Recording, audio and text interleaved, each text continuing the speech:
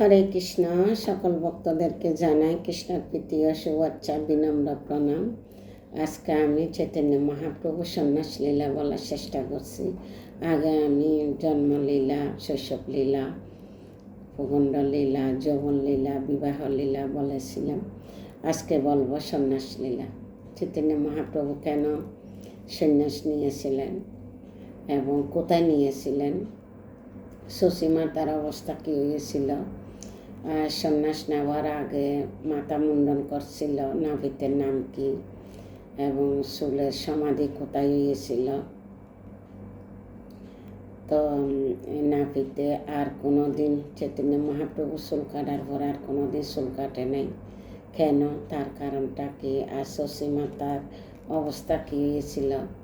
সুসীমাতা যখন চৈতন্য মহাপ্রভু সন্ন্যাস নিয়েছিলেন তখন ওনাকে কেউ সাড়া দেয় নাই, তার কারণে যে নদী দিয়ে পার হয়েছে ওই ঘাটে নিন্দা করছে, আর যে গ্রামে যাই কান্নাকাটি করছে ওই গ্রামও নিন্দা জানাইছে। তো লীলাগুলা শেষ পর্যন্ত শ্রবণ করবেন এবং আমাকে কৃপা আশীর্বাদ করবেন, আমি যেন আপনাদেরকে নতুন নতুন চৈতন্য মহাপ্রভু তত্ত্ব শ্রবণ করাতে পারি। এগুলো আমি আগে একসাথে পড়ে গেছিলাম, তো সব কিছু একসাথে পড়লে সব কিছু গোলমাল হয়ে যায়। তো এখন আলেক আলেক করে ভিডিও করে করা মানে আপনাদের কৃপা আশীর্বাদে আমিও যাতে গভীর তত্ত্ব মনে রাখতে পারি, আর আপনাদের কৃপা আশীর্বাদে আপনাদেরকে শ্রবণ করাবো এই উদ্দেশ্যে। আমি কোনো সময় যদি অলসতা আসে তারপরে আপনাদের অনুপ্রেরণা চিন্তা করি আপনাদেরকে কিছু শ্রবণ করাবো, ওইটা চিন্তা করে আমি আবার উৎসাহ পাই। তো আমাকে এভাবে আপনারা কৃপা আশীর্বাদ ভালোবাসা দিবেন, আমি যেন আপনাদের কৃপা আশীর্বাদ এবং অনুপ্রেরণা নিয়ে আমি যতদিন এই জগতে আছি শেষ পর্যন্ত আমি আপনাদেরকে শ্রবণ করাতে পারি ভগবানের লীলা এবং শুদ্ধ ভক্তের গুণমহিমা, চৈতন্য মহাপ্রভুর গভীর তত্ত্ব, সব লীলাগুলো যাতে আপনাদেরকে শ্রবণ করাতে পারি। হরে কৃষ্ণ।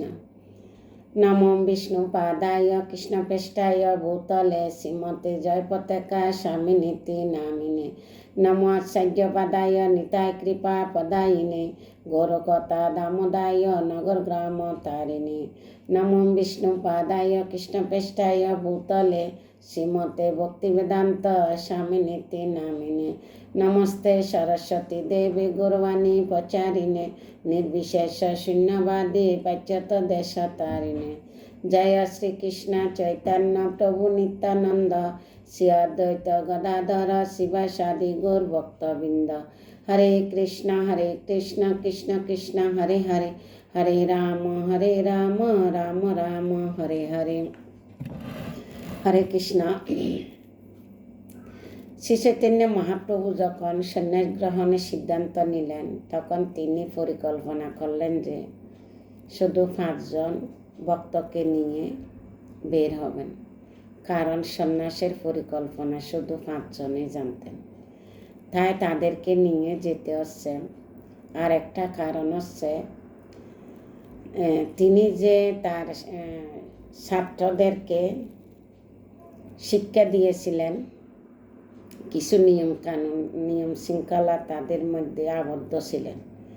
তো একদিন শ্রী চৈতন্য মহাপ্রভু যখন প্রেমাবিষ্ট হয়ে গোপী গোপী করে ডাকছিলেন তখন ছাত্ররা বলতেছে যে এসব কি গোপী গোপী করে ডাকতেছ, তুমি হরে কৃষ্ণ নাম জপ করো, তোমাকে এগুলা মানায় না। তখন শ্রী চৈতন্য মহাপ্রভু চিন্তা করল, চৈতন্য মহাপ্রভু তখন ওই স্থিতিতে ছিলেন না, তিনি রাধা কৃষ্ণের লীলায় গভীর প্রবেশ করেছিলেন। তো পরে তিনি লক্ষ্য করলেন যে তারা তাকে একজন সাধারণ গৃহস্থ হিসেবে দেখছে। মহাপ্রভু চিন্তা করলো, আমি যদি এখানে থাকি তাহলে হরিনামের প্রচারে ব্যাঘাত হবে, আমি যদি একজন সন্ন্যাসী হই তাহলে আমার প্রতি তারা শ্রদ্ধাবান হবে এবং আমি আমার বাণী বহুদূর পৌঁছা দিতে পারব। এটা চিন্তা করে এসব ভেবে তিনি কঠোর সিদ্ধান্ত নিলেন। যা শাস্ত্র বলা আছে, চৈতন্য মহাপ্রভু 24 বছর গৃহস্থ জীবনে থাকবেন আর 24 বছর সন্ন্যাস জীবনে অনেক লীলা করবেন। এগুলা তো গৃহস্থ জীবনের লীলা বলছি, এরপরে বলবো যে সন্ন্যাস জীবনে কী কী লীলা করছে, কার কার সাথে লীলা করছে ওগুলা বলবো। তিনি হচ্ছেন একজন শান্তিপ্রিয় সন্ন্যাসী। এইসব ছিল পূর্বে ঘোষিত, এগুলো শাস্ত্রেতে সব আছে। এক রাত্রে তিনি 5জন ভক্তদেরকে নিয়ে গৃহত্যাগ করলেন। বিষ্ণুপ্রিয়া এবং শশী মাতা থেকে বিদায় নিয়ে তিনি রাত্রের মাঝামাঝিতে যাত্রা করলেন। শশী মাতা কোনোভাবে বুঝতে পারলেন যে নিমাই ফালাইয়েছে। শশী মাতা সর্বত্র তাকে খুঁজতে লাগলেন। তিনি ডাকতেছেন, নিমাই নিমাই, আমার নিমাই কোথায়, নিমাই কোথায়, কিন্তু কোনো সাড়া পাচ্ছে না। খুঁজতে খুঁজতে মাঠের মাঝখানে চলে গেল। একটা মাঠ আছে, মাঠে চলে গেল আর অজর দ্বারাই কান্না করতে লাগলেন। তখন এভাবে কাঁদতে কাঁদতে একটা গ্রামের দিকে চলে গেল। গ্রামের মাঝখানে বসে কান্না করতেছে, কিন্তু কেউ সাড়া দিচ্ছে না। কেন দিচ্ছে না? তখন ছিল মাঝরাত। রাতের মাঝখানে মানুষ গভীর ঘুমে ছিল। উনি এত রোদন করতেছে, কেউ শুনতেছে না। কেউ যখন ওনাকে সাহায্য করতে আসে নাই বা কেউর কাছে যখন নিমাইয়ের খবর পায় নাই, তখন উনি তীব্র নিন্দা জানালো। এই গ্রাম সবাই নিদয়, তো সেজন্য গ্রামটার নাম হলো নিদয়। এটা আমরা পরিক্রমার সময় শুনছিলাম। এবং নিদয় ঘাট, যে ঘাট দিয়ে চৈতন্য মহাপ্রভু পার হয়েছে, ওইটাকেও নিন্দা জানাইছে, তোমরা নিদয় ঘাট নামে পরিচিত। আর ওই গ্রামটি নিদয় গ্রাম নামে পরিচিত। কিন্তু এখনো বৃষ্টি হলে, বন্যা হলে অনেক দিন জল জমে থাকে, মানে শশী মাতার কৃপা পাওয়া যায় নাই। ওই গ্রামবাসীরা কেউ শশী মাতার কৃপা পায়নি। এটা হলো চৈতন্য মহাপ্রভু ঘর থেকে বের হলো, সন্ন্যাস নিল। এবার কোথায় গেল? সন্ন্যাস নেবার জন্য কোথায় গেল এটা শুনেন। এটা হলো যে শ্রী চৈতন্য মহাপ্রভু খাটুয়াতে গিয়েছে। এটা জায়গাটা আমি আপনাদেরকে ভিডিওতে দেখাইছিলাম। আমাদের সৌভাগ্য হয়েছিল পরিক্রমাতে ওনার সন্ন্যাস লীলা খাটুয়াতে করছে। 5 জন সঙ্গীকে নিয়ে একটি গাছের নিচে বসলেন। সে গাছটি এখনো সেখানে রয়েছে। গাছটি আপনাদেরকে ভিডিও করে দেখাছিলাম। তারপর সেখানে বর্ণিত আছে শ্রীনিবাস আচার্যের পিতা চৈতন্য দাস কিভাবে তখন মহাপ্রভুর সঙ্গে সাক্ষাৎ করেন। তিনি মহাপ্রভুকে দর্শন করতে নবদ্বীপ যাচ্ছিলেন। পথে কাটুয়া শহরে তিনি লোকজনের প্রচণ্ড ভিড় দেখতে পেল। তখন ওদেরকে জিজ্ঞাসা করলো, এখানে কি আছে? তখন চৈতন্য দাস সবাইকে জিজ্ঞাসা করলেন। চৈতন্য দাস হচ্ছে শ্রীনিবাসের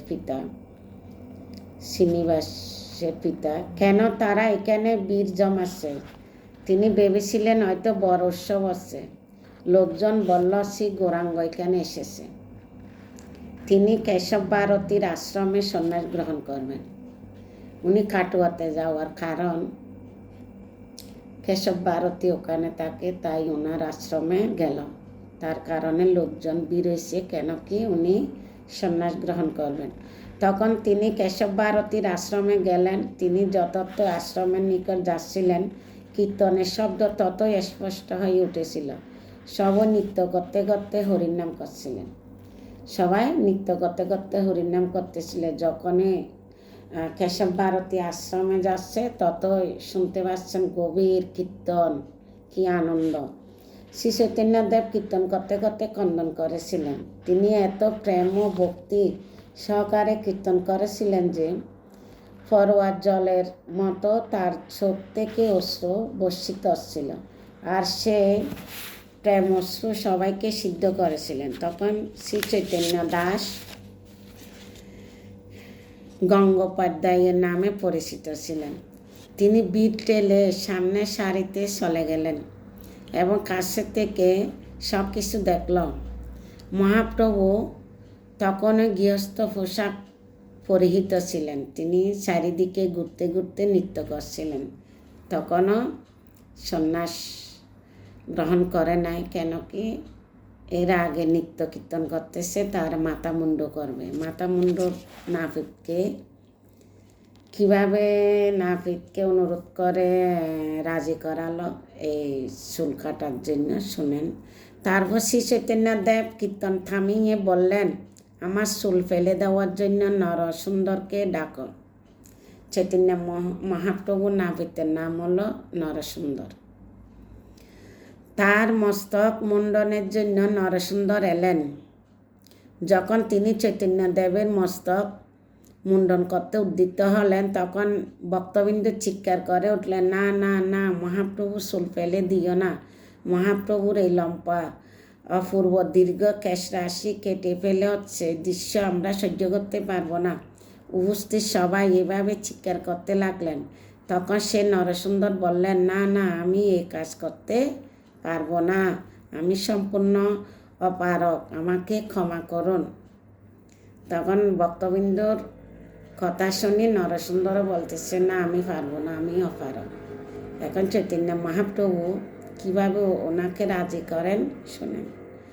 মহাপ্রভু তখন শ্রী চৈতন্য মহাপ্রভু বললেন, শোনো, আমি সন্ন্যাস গ্রহণ করতে এসেছি, তাই আমাকে মস্তক মুন্ড করতে হবে। তুমি একজন নরসুন্দর, এটা তোমার কর্তব্য। আমি তোমাকে এই কাজ করার আদেশ দিচ্ছি। যদি এতে কোনো পাপ হয় তাহলে সে দায়িত্ব আমার, তোমার কোনো ক্ষতি হবে না। কি কর্তব্য অবহেলা করাটা অন্যায়। অতএব তুমি তোমার কর্তব্য সম্পাদন করো, আমার মস্তক মুন্ডন করে দাও। তখন চৈতন্য মহাপ্রভু নরসুন্দরকে অনুরোধ করলেন। এবার মহাপ্রভু এমন কঠোর আদেশ পেয়ে নরসুন্দর চুল কাটতে শুরু করলেন। কিন্তু মহাপ্রভুকে স্পর্শ করা মাত্র তার হৃদয়ে কৃষ্ণপ্রেম জাগৃত হলো, তার হৃদয় গলে গেল। খুব সতর্কতার সাথে তিনি অবশেষে কাজটি শেষ করলেন। মস্তক মুন্ডন সমাপ্ত হওয়ার সাথে সাথে তিনি প্রেমাবিষ্ট হয়ে সেই কেশরাশির উপর পরে থেকে অনাব্রত খণ্ডন করতে লাগলেন। মাথা মুন্ডন করার পর চুলের উপর পরে অজস্বরে কান্না করতে লাগলেন। এবার এরপরে উনি আর কোনো দিন কেউ চুল কাটবে না। একটি মাত্র সেবা করে তিনি একজন মহান সাধুতে পরিণত হলেন। তিনি হরে কৃষ্ণ কীর্তন করার কখনো ত্যাগ করেননি। মহাপ্রভু মস্তক মুন্ডনের পর তিনি আর কোনো দিন কারো চুল কাটেনি। তাই সারা জীবনের জন্য ওই একটি সেবায় যথেষ্ট ছিল। এই শুদ্ধভক্তকে কেশব ভারতী সমাধির পাশে সমাধিস্থ করা হয়। এটা আপনাদেরকে দেখাইছিলাম। কেশব ভারতী চৈতন্য মহাপ্রভুর সন্ন্যাস দীক্ষার গুরু, ওনার পাশে এই নরসুন্দরের সমাধি আছে। এই দুটা সমাধি আমি ভিডিও করে দেখাইছিলাম। এখন পড়া আর দেখা দুটাতে মিলাইয়ারে আমাদের চৈতন্য মহাপ্রভুর কৃপা লাভ করতে হবে। শ্রী চৈতন্য মহাপ্রভু গঙ্গা থেকে স্নান করে সে কেশব ভারতীর কাছ থেকে সন্ন্যাস বস্ত্র গ্রহণ করেন। তিনি সে বস্ত্র পরিধান করে কেশব ভারতীকে জিজ্ঞাসা করলেন, আপনি আমাকে কোন মন্ত্র দান করবেন, এই মন্ত্রটা? তখন মহাপ্রভু কেশব ভারতীর কানে ফিসফিস করে বৈষ্ণব সন্ন্যাস মন্ত্র বললেন। তারপর জিজ্ঞাসা করলেন, এটা কি সে মন্ত্র? এভাবে প্রথম তিনি কেশব ভারতীকে দীক্ষা দিলেন। তারপর কেশব ভারতী সে মন্ত্রের মহাপ্রভুকে দীক্ষা দিলেন এবং নতুন নামকরণ করলেন শ্রীকৃষ্ণ চৈতন্য। হরে কৃষ্ণ।